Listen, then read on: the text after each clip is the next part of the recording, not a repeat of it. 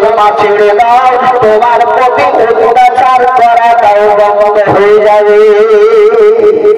হযরত বিলাল বোঝে আমার যতক্ষণ পর্যন্ত নিঃশ্বাস থাকবে আমার নবী মুস্তাফার কলমাটা জারি থাকবে। জোরে বলো। তাই সারে বলে নবী তোমার নাম শুনিয়া পাগল আমি হইলাম গো, নবী একেবারে তুমি আইসো গো, নবী একেবারে তুমি আইসো গো, নবী তোমার নাম শুনিয়া পাগল আমি হইলাম গো, নবী একেবারে তুমি আইসো গো, নবী একেবারে তুমি আইসো গো, দিও গো দেখা দেব নয়ন ভরে, নবী একেবারে তুমি আইসো গো, নবী একেবারে তুমি আইসো গো, নবী তোমার নাম শুনিয়া পাগল আমি হইলাম গো, নবী একেবারে তুমি আইসো গো, নবী একেবারে তুমি আইসো গো, জীবনে তারে সেই পাগ দিব নবী তোমার চরণে, নবী জমকে দাবি করে, জীবনে তারে সেই পাগ দিতাম নবী তোমার চরণে, নবী জমকে দাবি করে, নবী জমকে দাবি করে, নবী তোমার নাম শুনিয়া পাগল আমি হইলাম গো, নবী একেবারে তুমি আইসো গো, নবী একেবারে তুমি আইসো গো। আল্লাহ বাবা জীবনের আমার ভাইরা বাবনের আমার হযরত বিলাল রাদিয়াল্লাহু তাআলা আনহুকে নিয়ে আবার কাঁদতে আরম্ভ করে দিল। হযরত বিলালের শরীরে রক্ত পড়তেছিল, এত অত্যাচার শুরু করে দিল। তবু হযরত বিলাল ওই কলমা কানা পড়তে পড়তে চলে যায়। এমন সময় আরাম জায়গাতে বিলালকে নিয়ে দাঁড়ানো হলো। এই সময়তে হযরত বিলালের শরীরের দিকে তারা তাকিয়ে তাকে দেখে রাখলো। হযরত বিলালের শরীরের চামড়া যেভাবে কেটেছিল ওই কাটা কাটা জায়গাতে তারা লবণের ছিটা দিতে আরম্ভ করে দিল। বিলাল তবু একবার মুখা বলে সফর করে না। আমাদের দেশের কোন মানুষকে যদি বাবা মারা হয় দেখবেন বাপকে মারে করে চিৎকার করে আওয়াজ করে, কাটা জায়গাতে যদি লবণের ছিটা দেওয়া হয় দেখবেন সে তার পেটে থাকবে না ভাবে থাকবে। কিন্তু হযরত বিলাল রাদিয়াল্লাহু তাআলা আনহুর শরীরে লবণের ছিটা যখন দিতে লাগল বিলাল আরো জোর নবীর কলমা কানা পড়তে লেগে গেল। হযরত বিলালের মুখে কলমা জারি হয়ে গেছে। এমনকি সমস্ত রাখালেরা দেখলো এখানে বিলাল তো ওই কলমা কানা ছাড়বে না, বিলালকে আবার ধরে নিয়ে টানতে টানতে টানতে টানতে নিয়ে চলে যায়। হযরত বিলাল রাদিয়াল্লাহু তাআলা আনহুর প্রতি এত অত্যাচার করে দিলে তবু বিলাল নবীর কলমা করে নাই। ও বিশ্বের নবীর কলমা এ মধুর সাথে পেয়েছিল। হযরত বিলাল কখনোই ছাড়ে নাই। এমন সমাজে যিনি হচ্ছেন বয়োজ্যেষ্ঠ সাহাবী, যার নাম হলো হযরত আবু বকর সিদ্দিক রাদিয়াল্লাহু তাআলা আনহু। বাবা যখন নজরে পড়ে গেল ওই সমাজের সমস্ত রাখালদেরকে আপন বলে দিল দাঁড়িয়ে যাও দাঁড়িয়ে যাও, এই বাচ্চার প্রতি এইভাবে অত্যাচার কেন? তারা বলল এখানে বাচ্চাটা ওই নবীর কলমা কানা পড়েছে বলে তার প্রতি এইভাবে অত্যাচার করা হয়। হযরত আবু বকর সিদ্দিক রাদিয়াল্লাহু তাআলা আনহু যখন এই কথাটি শুনলে আবু বকর সিদ্দিক বাবা চোখ দুটো বন্ধ করলেন। বিনা দুই চোখের পানি দিয়ে চোখে পানি পড়ে গেল। হযরত আবু বকর লাগলে তবে এই বাচ্চাকে কি তোমরা বিক্রি করবে বলো? তারা বললো আমাদের বাচ্চার হলো একটাই কাজ, কিনা আর বিক্রি করা। যদি বেশি পায় তারে আমার বিক্রি করে দেওয়া হবে।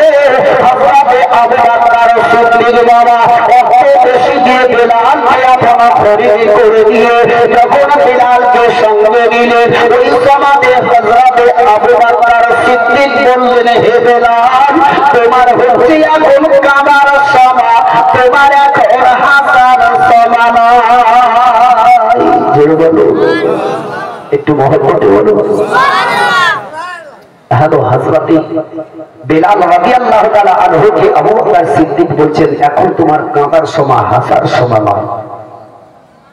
যে হযরতে বেলালের প্রতি যে অত্যাচার চলেছিল, তবু কিন্তু মুচকি মুচকি হাসছেন, নবীর কলমা পড়তেছে। জোরে বলো। বলে দিতে হয়েছে তবে, তাই না? আর না বললে পরে চুপচাপ। ওই জন্য তো বলা হচ্ছে কোন সমাতে কোন কথা শুনে সুবহানাল্লাহ পড়তে হয়, প্রথমে ঠিকই জানছে না, তবে সামনেকার কয়েকটা বছর পিছন দিকের মাশাআল্লাহ। হযরতে বেলাল রাদিয়াল্লাহু তাআলা আনহু বলছেন, হে আবু বকর, আমার এখন কাঁদার সময়, হাসার সময়। বলছে কেন? বলে যে মেয়ে ছেলেরা বাজারে গিয়ে কাঁসার থালা কিংবা কলসি যদি কিনে, কিংবা মাটির কলসি, মাটির হাঁড়ি যদি কিনে, তো দেখবেন হাতের মধ্যে নিয়ে আঙুলে বাজিয়ে দেখে, দেখে না? কেন দেখে? কলসিটা যদি টন টন করে বাজে তাহলে জানবে এটা ঠিক আছে, আর যদি ভুতুক ভাটাক করে বুঝলেন তো জানবে কি এর মধ্যে কিন্তু আছে।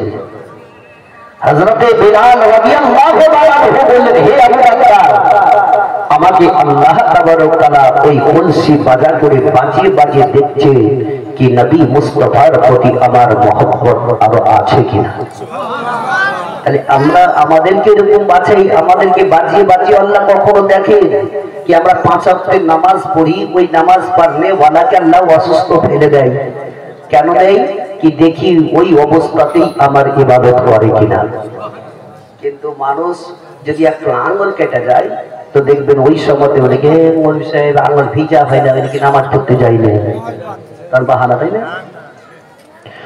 ও হযরতে আবু বকর সিদ্দিক রাদিয়াল্লাহু তাআলা আনহু হযরতে বেলালকে নিয়ে বড় বাবা হুকুম করে নিয়ে চলতে আরম্ভ করে দিলেন। হযরতে বেলালকে রাস্তায় নিয়ে চলতে চলতে চলতে চলতে হযরতে আবু বকর সিদ্দিক বাবা চিন্তা করতে লাগলেন যে আমি তো বেলালকে নিয়ে বাড়ি যাব, তবে তাকে রাখার মতো আমার বাড়িতে কোনো জায়গা নাই। হযরতে আবু বকর সিদ্দিক রাদিয়াল্লাহু তাআলা আনহু তিনি বাবা চললেন বিশ্বের নবী, পুরো কায়নাতের নবী জনাবে মুহাম্মদ রাসূলুল্লাহ সাল্লাল্লাহু তাআলা আলাইহি ওয়াসাল্লামের দিকে নিয়ে চলতে আরম্ভ করে দিলেন। বিশ্বের নবীর দরবারে হযরতে বেলালকে নিয়ে আবু বকর সিদ্দিক যখন পৌঁছে দিলেন বিশ্বের নবীর দিকে,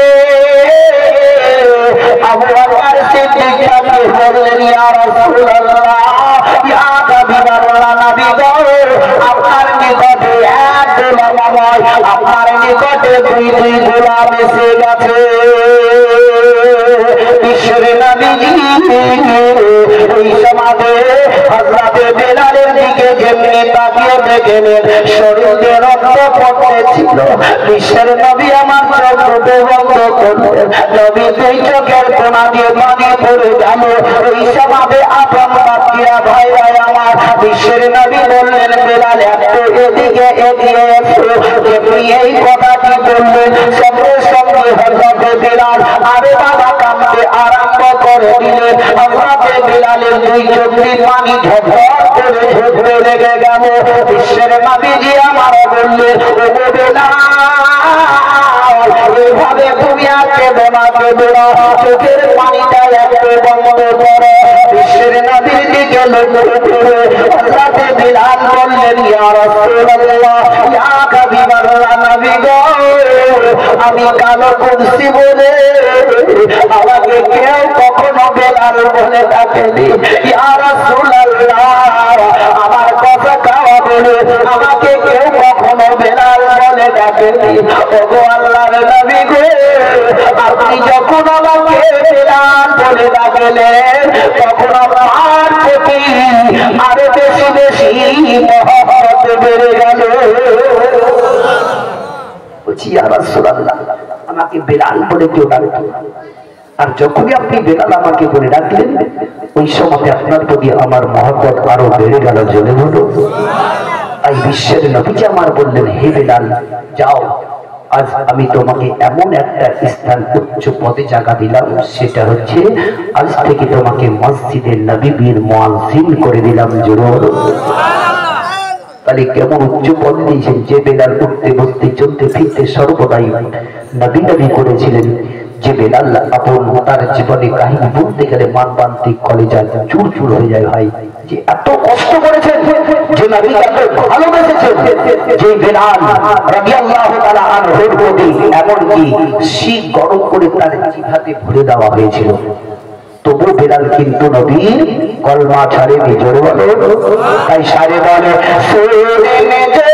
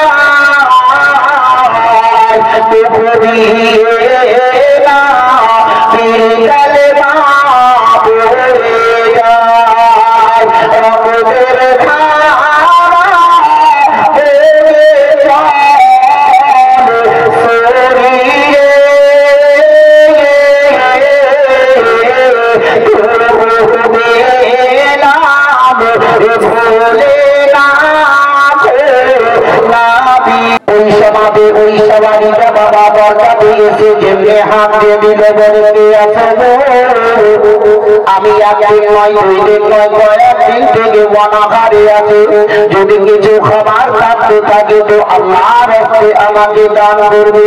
ওই মেয়েটি বাবা চট করে দরজাটা খুলে দিল। ওই 18 বছরের যুবতী মেয়েটি দেখলে একটা সবারই বৃদ্ধ বয়স্ক আপনা দাঁড়িয়ে আছে। ওই সবারীকে দেখার পরে আপনার মেয়েটি 2খানা রুটি নেওয়া সারা পরে ওই সবারীকে আপনা দান করে দিল। ধরে বলো সুবহানাল্লাহ। যেমনি ওই 18 বছরের যুবতী নারীটা 2খানা রুটি ওই সবারীকে দিয়ে দিল। আল্লাহ দরবারে হযরত তুলে দোয়া করল, বলে আল্লাহ এই মেয়েটি যেমনি আমার 2খানা রুটি দিল, আল্লাহ যদি মেয়েটি কোনোদিন বিপদে পড়ে যায় তবে তাদের ওসিলাতে আল্লাহ তুমি তাকে রক্ষা করিও। এমন সবারই দোয়া করল, আল্লাহ দরবারে দোয়া কবুল হয়ে গেল। তাই বলে সবারই ক্ষেত্রে যাই দোয়া করবে আল্লাহ দরবারে দোয়া কবুল হয়ে যাবে। মুসাফির যেটা দোয়া করবে আল্লাহ দরবারে কবুল হয়ে যাবে। ওই সমাজে ওই সবারই আবার 2খানা রুটি নিয়ে বাড়ি থেকে রওনা হয়ে গেল। এমন সমাজে তার নাম খুশকির পেনওয়ালা মা বাবা ঘরের ভিতর থেকে বাইরে চলে গেল। এমন তার মেয়েটিকে জিজ্ঞাসা করলো, মেয়েটি এখন ওই লোকটা এমন কি বলতেছিল বলো? বলে আব্বা এই লোকটা একদিন নয়, 2 দিন নয়, কয়েকদিন ধরে গানাঘাটে ছিল। তাই আব্বা তুমি আমাকে 2খানা রুটি দিয়েছিলে খাবার জন্য, তবে আমি ওই নিজে 2টা রুটি না খেয়ে ওই সওয়ালিকে আমি দান করে দিয়েছি। এই কথাবার্তা শোনার পরে আপনার মেয়েকে কোনো কথাবার্তা বললো না। আপনার বাবা টুকরো করে ভিতরে চলে গেল। একটা হিসাবে করে নিয়ে আসার পরে তার মেয়েটির কাছে এখন দাঁড়িয়ে গেল। বলো বেটি রে, এই হাতের মধ্যে দিয়েছিলে হাতটা একবার রাখাও না কেন? এমনি তার হাতটা না তুলে দেখালো। সঙ্গে সঙ্গে তার কৃত্রিমতা কেমন করে মারলো। এক চোখে তার হাতটা টুকরো হয়ে গেল। সাদা হাতখানা জমিনের মধ্যে পড়ে গেল। মেয়েটি চট করে হাতটা করে নিয়ে কাঁদতে কাঁদতে বলে আল্লাহ দরবারে, বলি আল্লাহ গো, এটাই কি আমার ভাগ্যে লেখা ছিল? এটাই কি আমার নসিবে লেখা ছিল? ওই সওয়ালিকে রুটি দান করার রুটি ফলে আমার আব্বা হাতটা না কেটে নিল। এই বলে আল্লাহর দরবারে কান্না করতেছিল। মেয়েটি মনে মনে করলো, আল্লাহ আমি এই বাড়িতে আর কোনোদিন থাকবো না। আমার কৃপণতা বাপের বাড়িতে আমি আর থাকবো না। আমার চোখ যেই দিকে যাবে আমি সেই দিকে রওনা হয়ে যাবো। এই বলে আপন বাবা করতে লেগে গেল। ওই মেয়েটি টাকা হাত কামাতে নিয়ে কাপড়ের মধ্যে লিখে নিয়ে চলতে লাগলো। বাড়ি থেকে ধরে রাস্তা ধরে চলতে চলতে এমন একটি জায়গাতে গিয়ে পৌঁছে গেল। ফাঁকা ময়দানে একটি গাছের তলাতে বসে ওই মেয়েটি মাথার মাঝে কান্না করে। মেয়েটি 2 চোখের পানি ঝরঝর করে পড়ে যায়। এমনকি মেয়েটি বলে, আল্লাহ এটাই আমার ভাগ্যে নসিবে লেখা ছিল। দান করার বিফলে আমার হাত কানা চলে গেল। এমন সমাজে ওই রাস্তা দিয়ে একটা লোকে হেঁটে হেঁটে হেঁটে আসতেছিল। মেয়েটির কান্না দেখে চুপ করে দাঁড়িয়ে গেল। মেয়েটির দিকে টুকরো করে দিতে লাগলো। কিন্তু মেয়েটির চেহারা এত সুন্দর ছিল, এত সুন্দর, এত সুন্দর। ওই লোকটা বারবার মেয়েটির দিকে তাকিয়ে দেখে বললো, মা রে, কেন তুমি এই গাছের তলায় একা একা বসে বসে কান্না করো? আশপাশে তো কোনো লোক দেখতে পাওয়া যায় না, দূরে কোনো লোক দেখা যায় না, তবে এইভাবে কেন তুমি কান্না করো? বলে না কেন? মেয়েটি কোনো কথা বললো না। দ্বিতীয়বারে জিজ্ঞাসা করলো, তবু কোনো কথা বললো না। দ্বিতীয়বারে বললো, মা রে, এইভাবে আর কেঁদো না, চোখের পানিটা বন্ধ করো, তবে কেন কান্না করো একটু বলো না কেন? মেয়েটি হাত কানাকে কাপড়ে ঢেকে দিয়ে তবু কিন্তু বলে না। ওই মেয়েটিকে তৃতীয়বার বললো, বলো তবে তোমার কি বিবাহ হয়েছে? মেয়েটি বললো, না না, আমার বিয়ে হয়নি। ওই লোকটা বললো, শোনো রে, তোমার বিয়ে হয়নি ঠিক আছে, তবে তুমি আমার বাড়ি আমার সঙ্গে চলো। মেয়েটি যেতে রাজি হয়ে যাবে। ওই ব্যক্তি আগে আগে আর মেয়েটি কাটা হাত কানাকে কাপড়ে লিখতে ধরে নিয়ে পিছনে পিছনে কাঁদতে কাঁদতে চলতে আরম্ভ করে দিল। বাড়ি যাওয়ার পরে একই জায়গায় বসতে দিল। কিন্তু লোকটার মনের মধ্যে এটাই ছিল, এরাবা তার একটা বাবা পুত্র সন্তান ছিল, তবে মনে মনে এরাবা করেছিল বলে, আল্লাহ যদি সুন্দর একটি মেয়ে আমি দেখতে পাই, তবে ওই মেয়েটির সঙ্গে বিনা পণে বিয়ে দিয়ে দিও। টাকা পয়সা দিব না, বিনা পণে বিয়ে দিব। আপনার মেয়েটি দেখতে খুব সৌন্দর্য ছিল। এমনকি মেয়েটিকে বাড়ি নিয়ে যাওয়ার পর তার ছেলের সঙ্গে ওই মেয়েটির বিবাহ দিল। জোরে বলো।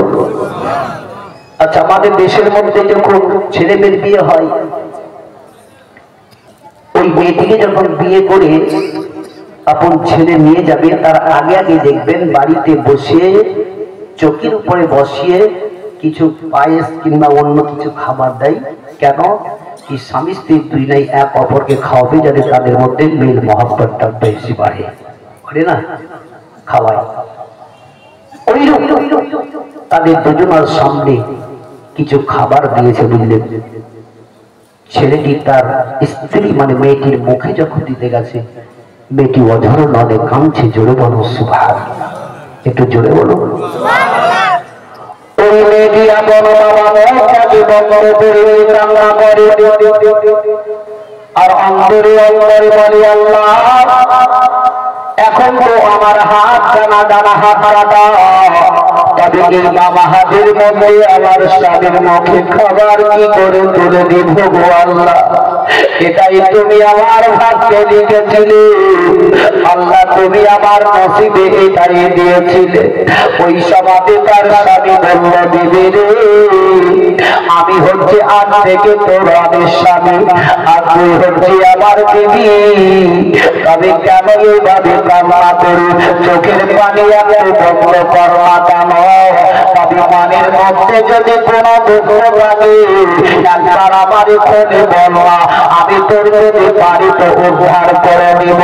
ওই মেয়েটি কোনো কথাবার্তা বলে না, মনে কান্না করে যায়, চোখের পানি ঝরঝর করে চলে যায়।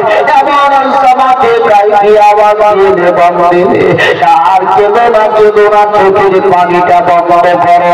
তবে তুমি কাপড়ের ভিতর থেকে বিসমিল্লাহ বলে একবার হাত টানা বের করো, আমি আল্লাহ আগেকার মতো পুনরায় হাত দিয়ে দেব। বেটি যেমনি বিসমিল্লাহ বলে হাতটা কাপড়ের ভিতর থেকে বাইর করলো, দেখছে তো আগেকার মতো পুনরায় হাত হয়ে গেছে। জোরে বলো। কেন বলো? এই দানের ওয়াসিলাই আজ আমরা দান দিতে আমাদের খুব মন তৃপ্ত। আজ আমরা কাঞ্চুসি করি। ভাই একবার ভেবে দেখো, আমি যদি চোখ দুটো বন্ধ করি, সব পড়ে থেকে যাবে, ধান দৌলত টাকা পয়সা বাড়ি সব থেকে যাবে, ছেলে মেয়েরা কাড়াকাড়ি করে মারামারি করে নিয়ে দেবে কি? কিন্তু আপনার আখিরাতের পুঁজি হচ্ছে ওইগুলাই। মসজিদ মাদ্রাসা, আজ আমরা মাদ্রাসায় দিতে কণ্ঠিত। মাদ্রাসায় কারা পড়ে বলুন তো? গরিবী বাচ্চারা পড়ে। আজ আপনাদের আমাদের কাছ থেকে 1 টাকা 2 টাকা নিয়ে সহযোগিতা করে এই মাদ্রাসাটাকে উজ্জ্বলতা করেছে। আজ ভাগ্যবান আপনাদের গ্রামের, কি আজকে চারিদিকে আপনাদের গ্রামের নাম চলছে। জোরে বলো সুবহানাল্লাহ। তবে হ্যালো ভাই, আমি দান টান চাইবো না, পারেন না বসে, বুঝলেন? যে দান চাওয়ার তো চেয়ে নিয়েছে। তবে যখন পুনরায় হাত হয়ে গেল, ওই মেয়েটি 1 দিন 2 দিন কয়েকদিন যখন তার বাড়িতে বসবাস করলো, হঠাৎ করে একটা সওয়ালি তার দরজাকে আবার এসে সওয়াল করলো। ওই মেয়েটি চট করে বাবা তার বাড়িতে একজন কাজ করতে বলা লোক, সেই লোকটাকে বললো, দেখো দরজার মধ্যে কোনো সওয়ালি ভিখারি আপন আওয়াজ দেয়, তবে ওই সওয়ালিটাকে নিয়ে একটা ঘরের মধ্যে আরাম করতে দিয়ে দাও, আমি সুন্দর করে যত্ন করে রান্না করে তার জন্য নিয়ে গিয়ে আমি যত্ন করে আমি খাওয়াবো। এমন কথাবার্তা বলার পরে ওই সওয়ালিকে একটা ঘরের মধ্যে নিয়ে গেল, আর ওই সওয়ালিকে আরাম করতে বলে দেওয়া হলো। আরাম করতেছিল, এমনকি মেয়েটি রান্না করে নেওয়ার পর আপন বাবা সেই ভিখারির সওয়ালির কাছে চলে গেল। খাবার যখন এই সওয়ালিকে দিয়ে দিল, এমন সমাজে মেয়েটি বলল, বাবা দেখো তোমার জন্য আমি যত্ন করে রান্না করে নিয়ে এসেছি, এই খাবারটা তুমি খেয়ে নাও না কেন? এমন সমাজে সওয়ালিটা বলল, মা রে মা, তুমি কে একবার বলো না কেন? তোমার আওয়াজটাই আমার জানা জানা লাগে, তোমার আওয়াজটাই আমার শোনা শোনা লাগে, তোমার আওয়াজটাই আমার নিকটবর্তী লাগে রে। মা, তোমার ঘুমটা না কেন যেমনি বাবা খুলে দিলে তাদের চোখে চোখ যেমনি পড়ে গেল ওই সওয়ালিটা বলল বেটি রে আমার ফলে যাত্র করো বেটি আমি এমন কেউ নয় আমি হচ্ছি তোমার হাত কাটনে বালা বাপ আজকে তোমার দরজায় ভিখারি বলছে সেই তোমার বাপ হাত কেটেছিলাম বেটি বলো তোমার হাত যে কেটেছিলাম তো পুনরায় হাত কি করে হয়েছে বলো বলে আমরা তুমি অহংকারী করেছিলে টাকা পয়সার গরম দেখিয়েছিলে কোনদিন ফকির মিসকিনকে দান করনি আর আমি ওই দুইটা রুটি যে খেতে দিয়েছিলে সেই দুইটা রুটি দান করার অতি ফলে তুমি হাত কেটেছিলে দানের ওয়াসিলায় আল্লাহ পুনরায় আমার হাত দিয়েছে আর তোমার অহংকারী দেখো আল্লাহ তোমার ভিখারি করে দিয়েছে আচ্ছা আমরা অহংকারী করি না আল্লাহ যেদিন কেড়ে নিবে সেদিন বুঝতে পারো কি হ্যাঁ বাস্তব আজ আমরা নাই নাই নাই করে যাই এমন একদিন নাই হবে কি একদম ভিখারি হয়ে যাবে আল্লাহ তাবারক তাআলা যাতে আমাদের প্রত্যেকটি মানুষকে সঠিক পথে ঈমানের সহিত নিয়ে যাবার তৌফিক ইনায়াত করুক যদি সকলে বলো আমিন সুম্মা আমিন এ বাপজি ভাইরা আমার আজকে আমরা কত আল্লাহ তাবারক তাআলা আমাদেরকে নিয়ামত ধান দৌলত টাকা পয়সা দিয়েছে তবু কিন্তু আমরা পরিবর্তন হতে পারি না আমরা ধান খাইতে দিকে হাতটা বেড়াই না তবে এমনও দেখবেন গরিবী মানুষ আছে যে গরিবী মানুষের আজকে বড় লোকেদের দরজাতে যখন যাই তখন ধিক্কারি দেয় ডেলি ডেলি আসা হচ্ছে তোদের পেশাটাই হচ্ছে এরকম বলে না অনেকে মানুষ এরকম বলে ওরকম একটা গরিবী একটি বাচ্চা বুঝলেন চট করে তার আব্বাকে বলছে আব্বা আমাকে 2 থেকে 300 টাকা দাও বলছে কেন বলে আমি মাদ্রাসায় পড়তে যাবো জোরে বলো বলে 2 থেকে 300 টাকা আমাকে দাও একটা কোরআন শরীফ কিনে আমি মাদ্রাসায় পড়তে যাব তার আব্বা ওই মেয়েটিকে চট করে সিনাতে লাগিয়ে মুখে চুম্বন লাগালো জোরে বলো সুবহানাল্লাহ যে একটা মেয়ে কোরআন শরীফ কেনার জন্য 300 টাকা চাইলো তাতেই তার আব্বা তার সিনাতে টেনে নিয়ে মনটা ভরে গিয়ে বলছে বেটি আমি যাচ্ছি সকালবেলায় উঠে ধ্যান দিয়ে ইনকাম রোজগার যা হবে এসে তোমার হাতেই আমি তুলে দিব ওই গরিবী লোকরা বন্ধুবান্ধবীরা আমার ভাইরা মা বোনেরা আমার ভ্যান নিয়ে রাস্তা ধরে চলতে লাগলেন রাস্তায় চলতে সারা দিন ঘোরার পরে মাত্র 100 টাকা রোজগার হলো আর 100 টাকা নেওয়ার পরে এখন বাড়ির দিকে রওনা হয়ে যাবে ওই মেয়েটি বড় আশা নিয়ে এখন বাড়িতে বসেছিল আমার আব্বা আসবে আমাকে টাকা দিবে আর টাকা নিয়ে আমি কোরআন শরীফ কিনে নিয়ে মাদ্রাসাতে পড়ে যাবে এটাই তার মনের মধ্যে ইরাদা নিয়েছিল মেয়েটি তেমনি বাড়িতে চলে গেল ওই সময়তে তার মেয়েটি বলল ওগো আব্বা জান তুমি আমাকে পয়সা দিয়ে দাও আমি কোরআন কিনে নিয়ে কালকে সকালে মাদ্রাসায় চলে যাব তার আব্বা বলল বেটি রে আমি আজকে সারা দিন ঘোরার পরে মাত্র 100 টাকা রোজগার করতে পেরেছি এই 100 টাকা রেখে দাও আগামী কালকে আমি 200 টাকা তোমার আমি এনে দিব তারপরে তুমি কোরআন কিনতে চলে যাবে মাদ্রাসায় পড়তে যাবে বেবি রাত্রিতে সারা রাত্রিতে তার আব্বা চিন্তায় চিন্তিত হয়ে গেল আল্লাহ আমার ছোট বাচ্চি কোরআন কেনার জন্য আমার কাছে মাত্র 300 টাকা চাইলে তবে আমি কেনার মতো সমর্থ আমার নাই বলে দিতে পারি না তবে আল্লাহ এখন আমি কি করে সকাল বেলায় উঠে ওই গরিবী লোকরা বাবা টুকটুক করে রাস্তা ধরে চলতে লাগলো একটি টাকা পয়সা বলা বড় লোকের দরজাতে গিয়ে হাঁকে বলে আজকে আমার মেয়েটি এই কথা বলেছে তবে 100 টাকা আমার হয়েছে 200 টাকা জোগাড় করতে পারি না তবে যদি হয়তো আমার আমাকে দিয়ে দিবে। আমার মেয়েটি কোরআন শরীফ কিনে আমার মাদ্রাসায় পড়ে যাবে। ওই বড় লোকটা ভিক্ষারি দিল, বলে চল তোদের মিথ্যা মিথ্যা কথা বলে এইভাবে টাকা পয়সা নিয়ে গিয়ে তোদের সংসার তোরা চালাস। তাকে আপন দিল না, ভিক্ষারি দিয়ে দিল। লোকটা কামতে কামতে আর একটা বাড়িতে গেল, সেই লোকটা আপন ভিক্ষারি দিল।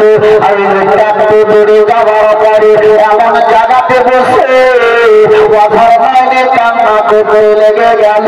বলি আল্লাহ এখন আমি কি করি আল্লাহ, আমার মেয়েটির কাছে কি বলে আমি জবাব দিব?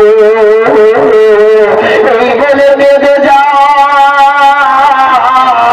এমন সমাজে একটা মাতাল বাবা রাস্তা দিয়ে হেঁটে হেঁটে যায়। আর ওই মাতালটা সকাল বেলাতে চায়ের জায়গাতে মদের আড্ডায় যায়। এমন মাতাল আছে না নাই? চা খাবে না মদ আগে খাবে। ওই মাতাল বাবা রাস্তা দিয়ে যখন বলে এমন সমাজে ওই গরিব লোকটা মাতালকে দেখার পরে বলতে লেগে গেল, ভাই যাবে কোথায় বলো? বলে আমি যাচ্ছি সেই নদীর আড্ডাতে। আপন সেই কথাগুলো একটা একটা করে মাতালের সামনে বলে দিল। মাতালের দিলে একটু রহম হলো, জোরে বলেন সুবহানাল্লাহ। ওই মাতাল চট করে 200 টাকা বের করে দিল, বলে যাও তোমার মেয়েকে দাও, কোরআন কিনে যাতে মাদ্রাসায় পড়তে যায়। দেখবেন কোন কোন মাতাল আছে এমন এমন। এই যদি আপনি বলেন কি ভাই আমার বাড়িতে 2-3 ছেলে আছে, খেতে পাইনি সকাল থেকে, কিছু আছে তো দাও, তো 50 টাকা যদি থাকে তো 50টা টাকাই দিয়ে দিবে, দেবে না? মাতাল যদি এমন সরল থাকে। কিন্তু বড় লোকের কাছে যদি মাথা ঠুকে দেন তবুও বলবে বাবা কেউ আপন পকেট থেকে বের করবে না। তাই আমি বলবো বাচ্চারা ভাইরা আমার, এই মাদ্রাসা আছে গরিবী, আর গরিবী বাচ্চারাই পড়ে।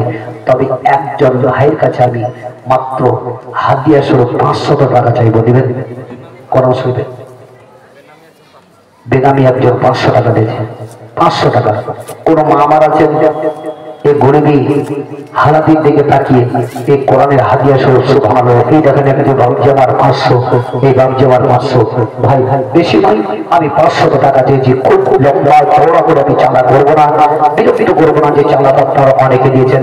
মা আমার যদি না হয় কোনো মা আমার দরদি যতটি আছে 100 টাকা একটা কোরআনের হাদিয়া স্বরূপ কোনো মা আমার আছেন চট করে ভাই ভাই, যদিও না 500 টাকাও যদি না থাকে মাত্র 300 টাকা দেবেন ইনশাআল্লাহ। আমি দোয়া করে দেব আল্লাহ তাবারক তাআলা যে আশা যে উদ্দেশ্য করে দিবে আল্লাহ তার আশাকে যাতে পরিপূর্ণ করে দেয়।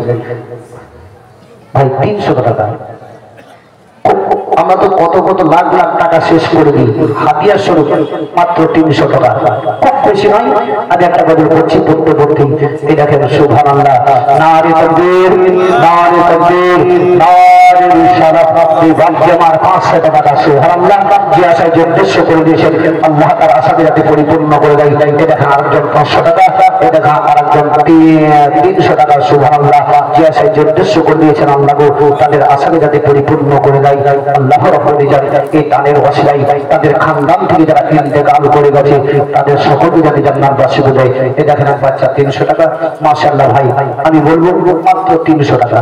আমার যুবক যুবক ভাইদেরকে বলবো ভাই বন্ধুদেরকে নিয়ে বহুত টাকা শেষ করে দিতে পারে, মাত্র 300 টাকা। যদিও না থাকে মাত্র 117 টাকা একটা কোরআনের হাদিয়া স্বরূপ আমি চাইবো। শেষ আপনাকে বিরক্ত করবো না, দরদি মায়ের আমার 150 যেটা পারবে এই কোরআনের হাদিয়া সুবহানাল্লাহ, নারে তাকবীর, নারে তাকবীর, নারে রিসালাত।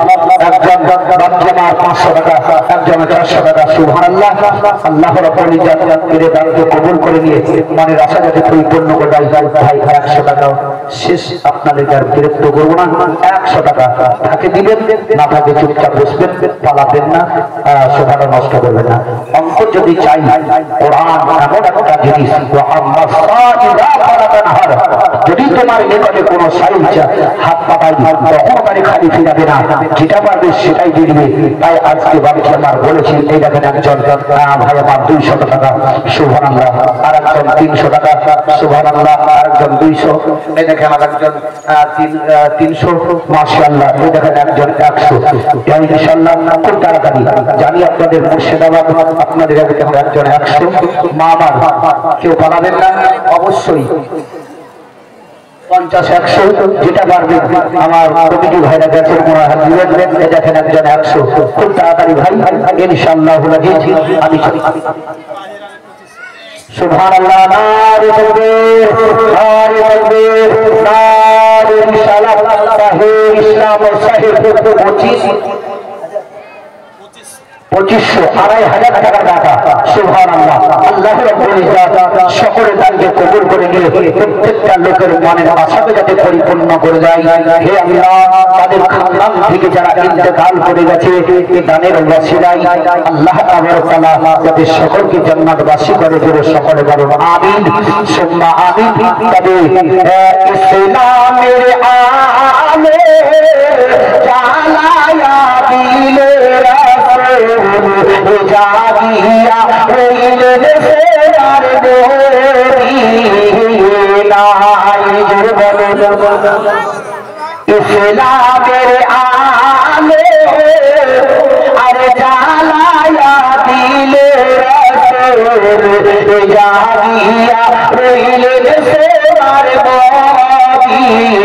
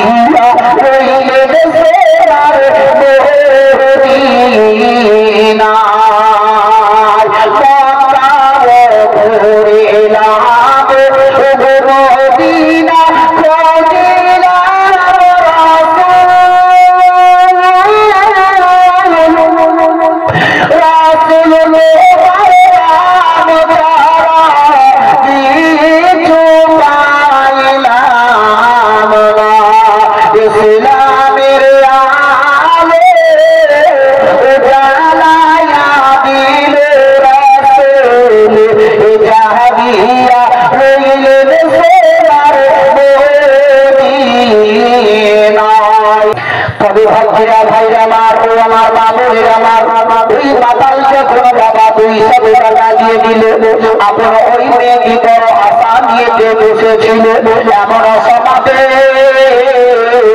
তারা বাবা করে বাড়ি যাওয়ার পরে ওই মেয়েটিকে বলল বেটিরে আর এভাবে কান্না করো না, চোখের পানিটা বন্ধ করো, তবে এই নাও 200 টাকা নিয়ে নাও, এমনকি কোরআন শরীফ কিনে আজকে তুমি মাদ্রাসায় পড়তে চলে যাও, চলে বলো সুবহানাল্লাহ।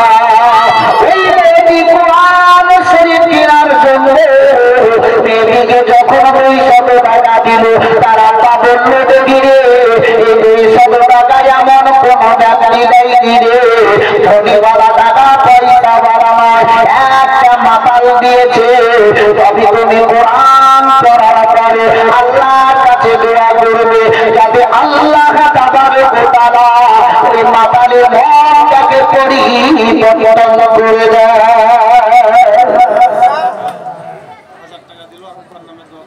সুবহানাল্লাহ, নারে তাকবীর, নারে তাকবীর, নারে রিসালাত। শফিকুল শহীদ রাব্বার নামী 1000 টাকা দিয়েছেন। আল্লাহ রাব্বুল ইজ্জত তার হাবিবের জান্নাত বাসী করে জোরে সকলে বলো আমিন। ওই আমার ভাইরা বাবারা মামুনের আমার ওই বাবা বিকেলে ফজরে আমার মেয়েদিকে বলবে বেরিয়ে এত আল্লাহর কাছে দোয়া করবে, যাবে আল্লাহ রে বাতালে মনটাকে পরিবর্তন করে দেয়। মেয়েদি আপন করার পরে দোয়া করবে, তার মনটাকে আল্লাহ তাবারক ওয়া তাআলা এমন কি পরিবর্তন করে দিল, এমন কি ওই মাতালটাকে একদিন পরে ইন্তেকাল করে গেল, তার এখন কাফন করানো হলো। এমন কি তার স্ত্রী রাত্রি বেলাতে স্বপ্ন যোগে দেখতে পেল তার স্বামী বাবা জান্নাতের মধ্যে ঘুরে বেড়াই। জোরে বলে ওই মাতালের স্ত্রী দেখতেছে কি আমার স্বামী জান্নাতের মধ্যে ঘুরে বেড়াই। এই সমাজে ওই মেয়েটি মনে মনে চিন্তা করল, বলে আমার স্বামী তো সারা জীবন ধরে খেয়ে গেল, তবে আজকে কি করে জান্নাতে ঘুরতে পারে? তার ঘুমটা আপনা ভেঙে গেল। প্রতি সকাল বেলাতে উঠে একজন আল্লাহওয়ালার দরবারে চলে গেল, তারে আপনা জিজ্ঞাসা করল, বলে হুজুর গো, আমার স্বামী তো ইন্তেকাল করে গেছে, কয়েকদিন হয়ে গেল, তবে আজকে রাত্রিতে আমি স্বপ্ন যোগে দেখলাম আমার স্বামী সারা জীবন ধরে খেয়ে জীবন চলে গেল, সে তো এখন দুনিয়া থেকে বিদায় নিয়ে চলে গেল। তবে হুজুর গো, আমি রাত্রি বানাতে আজকে স্বপ্ন আমি দেখলাম আমার স্বামী জান্নাতের মধ্যে ঘুরে বেড়ায়, কারণ কি এত বলেন না কেন? এই সমাজে হয়ে আল্লাহওয়ালা কিছুক্ষণ পরে মেয়েটির দিকে তাকিয়ে বলতে লেগে গেল, বলে সমরে রমণী, তোমার স্বামী সারা জীবন খেয়ে যাইছে, তবে মৃত্যুর 2-1 আগে এমন একটি মেয়েকে কোরআন শরীফ কেনার জন্য 200 টাকা দান করেছে। ওই গ্রামের ওসিলাতে আল্লাহ তার জান্নাতি করে দিয়েছে। জোরে হবে না? না ঘুম আসছে ভাই? যদি ঘুম আসে তো বলেন, মানে এমন কি পিছকার লোক জিদ ধরে আছে বুঝলেন, আগেকার লোকেই বলো, যেমন বলে না একটা মেয়ে ছেলে নতুন বিয়ে করেছে বুঝলেন, শ্বশুর বাড়ি আসার পর যদি শ্বশুর শাশুড়ি নতুন বউকে কিছু বলে তো জোরে জোরে কাঁদতে পারবে? ও গধি সাপের মতো পুরসুপ পুরসুপ করে উঠবে, বাড়িতে গুমড়িবে, মানে কাঁদার মানে সুযোগ হবে নাকি কাঁদবো কি করে জোরে। নতুন বউ তো একদিন করেছে কি বুঝলেন, কলসি বগলে নিয়েছে, আগেকার যুগে তো কলসি নিয়ে পানি আনতে যেত, এখন ঘর ঘর এখন বললেন মোটর হয়ে গেছে। তো ওই বুঝলেন মেয়েটি গ্রামের বাইরে একটা গাছের তলাতে, গাছের পাশেই মানে একটা টিউবওয়েল ছিল। সুবহানাল্লাহ, এই বাপজি আমার তার বাপকে কত ভালোবাসে, তার বাবা ইহজগৎ থেকে পরজগতে গমন করে গেছেন, তার পিতার জন্য 500 টাকা দিল। আল্লাহ তাবারক তাআলা তারা বাকি যদি জান্নাতবাসী করে জোরে সকলে বলেন আমিন। তবে বাপজির আমার প্রকৃত সত্যই আমি ছোট্ট বলে আপনাদেরকে মায়ের একটা ঘটনা বলেই আমি ইতিহাস সমাপ্তি করব। তবে বলছিলাম ওটাই, ওই মেয়েটি বুঝলেন নতুন বউ কলসি নিয়ে গেছে পানি আনতে, তো কলসিটাকে এক সাইডে থুইয়া বুঝলেন খুব কাঁদে, খুব বসে বসে কাঁদে, হাও মাও করে মা বাপের বাড়ির দিকে তাকিয়ে তাকিয়ে, মানে যেদিকে বাড়ি হতে বাপ মা সেদিকে খুব তাকিয়ে কাঁদছে। তো আর একটা মেয়ে ছেলে পানি আনতে এসছে বুঝলেন, তো ওর কাঁদা দেখে ও কলসি রেখে ওর পাশে বসে ও লাগলো কাঁদতে। আর একটা মেয়ে ছেলে এসছে পানি আনতে, তো ওদের দুইজন কাঁদা দেখে ও সাইডে কলসি রেখে ও বসে বসে লাগলো কাঁদতে। কেউ কাউকে শুধায় না, গাড়ি কেঁদেই যাচ্ছে বুঝলেন, যে আসছে কলসি রাখার কেঁদেই যায়। 2-10টা যখন হয়ে গেছে বুঝলেন, তো ওই দিক দিয়ে একটা বুড়া বুঝলেন সাইকেল নিয়ে যাচ্ছিল, তো সাইকেল নিয়ে যেতে বুড়া সাইকেল থেকে নেমে মনে মনে চিন্তা করছে, হায় রে এতটি মেয়ে ছেলে বসে বসে এখানে কাঁদছে কিসের লেগে, একটু শুধাই দেখি। তো পেচকারাকে বলছে, এই তোরা সব কাঁদছি কেন? বলছে আমি কিছু জানি না, ওই আগে বাড়িই জানি। ওকে যদি বলছে তোরা কাঁদছি কেন, আমি কিছু জানি, ওই আগে বাড়িই জানি। তো বুঝলেন এখানকার যা অবস্থা হয়েছে মৌলভী সাহেব আমরা কি বলবো আগের লোকে তো সুবহানাল্লাহ পড়েই দিয়েছি, তাই না? ওই আগে বানাই যারা বলবে তো বানাই, আর আমরা পিছকার লোক আমরা জিদে জিদে ধরে আছি। আমরা দরুদ পড়বো না জোরে যতই বলি বলুক, আর আমরা সুবহানাল্লাহ পড়বো না। যেমন এক বুড়া বুঝলেন বাজার মাঠ থেকে কাজকর্ম করে এসে বাড়ি এলো, আর বাড়ি আসার পরে আর ওর স্ত্রী তার বুড়িকে বলছে দুটো খাবার দিস। তো বুড়ি রেগে বলছে যা খাবার টাবার ছিল সব তো তোমাকে মাঠে দিয়ে পাঠিয়ে দিয়েছে, আবার পায়খানা করছে বাড়ি দিয়েছি, তো যা কাজ কর রুটি তৈরি কর।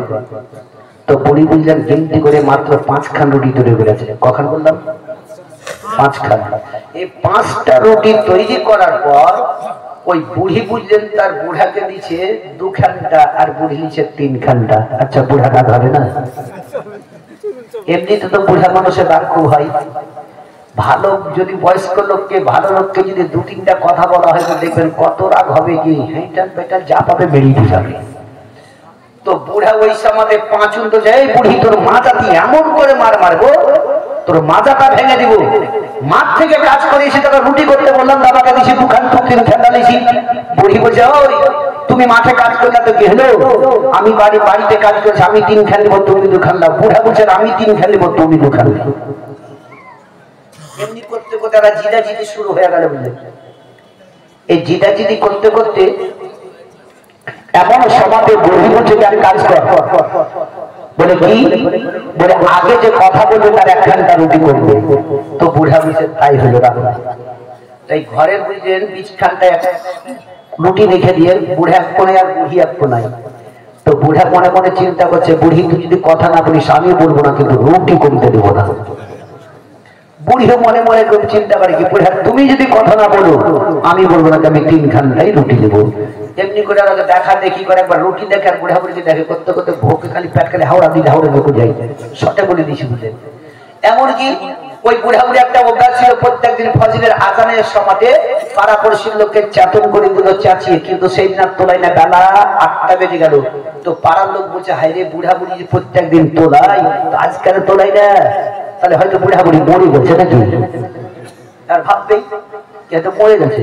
তো কেউ কেউ বলছে এক কাজ কর ভিতরে গিয়ে দেখ তো বুড়া বুড়ি মরে আছে না দেখিয়েছে। তো বুড়া বুঝে ব্যাপার খুব খারাপ, যদি চোখ খোলা দেখতে পাই তো শরীরে হাত দিবা, শরীরে হাত দিলেই তো কথা বলতেই হবে, কথা বললেই তো একটা রুটি কমে যাবে। তো বুড়ার চোখ কেমন করে বন্ধ করলে যাবে। তো বুড়ি বলছে ও তুমি পারলে তো আমি ভাববো না, আমি চোখ বন্ধ করবো কিন্তু রুটি কমতে দিব না। ও চোখ বন্ধ করেছে, ভিতরে ঢুকে দেখছে তো বুড়ার চোখ বন্ধ, বলছে নাকে হাত দিয়ে নিঃশ্বাস পড়ছে না বেঁচে দেখতে। তো বুড়া নিঃশ্বাস বন্ধ করে পুরো বসে চলছে, হাত দিয়ে যদি নিঃশ্বাস পড়ে না বুড়া মরে গেছে। বলছে বুড়িকে দেখ, তো বুড়িকে দিকে বড় নিঃশ্বাস বন্ধ করে দিয়ে পুরো চুপচাপ বসে আছে। এমন কি এলান হলো কি বুড়া বুড়ি মারা গেছে, জোহরের নামাজ পড়ে মাটি হবে, কিন্তু ভাই মরে নেই, জীবিতই আছে। কেমন চিৎ দেখে গেল। তো বুড়া বলছে কি বুড়ি মনে মনে বলছে বুড়ি যাই যাবো কবর কিনা আমি রুটি করতে দিব না। বুড়িও বলে কি বুড়া চলো যাই যাবো কবর কিন্তু রুটি করতে দিব না। এ বুড়া বুড়ি কবর খোদা হলো, বাঁশ কাটা হলো, কাপড় নিয়ে আসা হলো, গোসল দিতে নিয়ে গেছে, তাও বলছে যাই যাবো কবর কিন্তু রুটি করতে দিব না। কালকে থেকে কাপড় টাপড় পরে কবরস্থানে নিয়ে যাওয়ার পর কেউ কেউ বলছে আরে বুড়াকে আগে দিবি না বুড়িকে দিবি। তো কেউ কেউ বলছে আরে মেয়ে মানুষটাকে পরে দিস, বুড়াটাকে আগে দিই। তো বুড়া বলছে মনে মনে যে বুড়ি তুই থাকবি এবার আমি যাবো, কিন্তু যাই যাবো কবরের নিচে কিনা আমি রুটি করতে দিব না। তাও বুঝে রুটি করতে দিবই।